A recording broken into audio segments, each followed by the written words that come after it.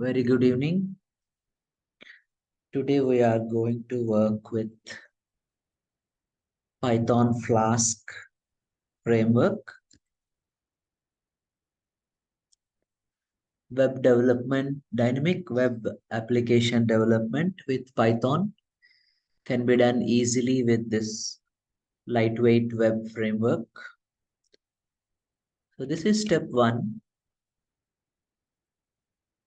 Create your own project folder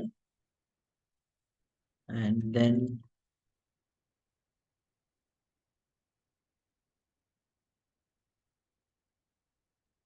create a simple Python program where you will import the Flask libraries. Then create an object of the Flask class and then start defining the routes.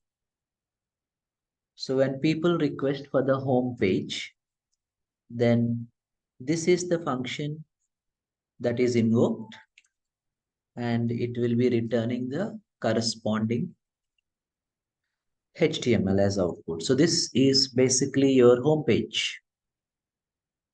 Remember, control first approach. Any request that comes to the website is received by this controller and it will return the appropriate HTML to the user, either dynamically generated one or a static HTML one. Okay, guys, so we have the app ready. Time to run this program. Quite simple. This is how we execute the program, Python space app.py that will launch the Flask web server.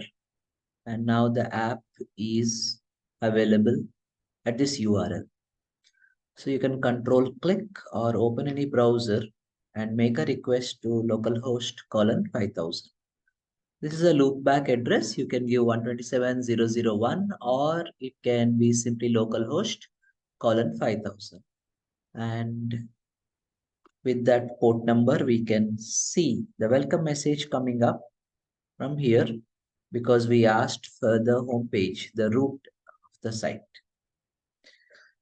So that's it, quite simple. So that will be our very first program, web application with the Flask framework using Python.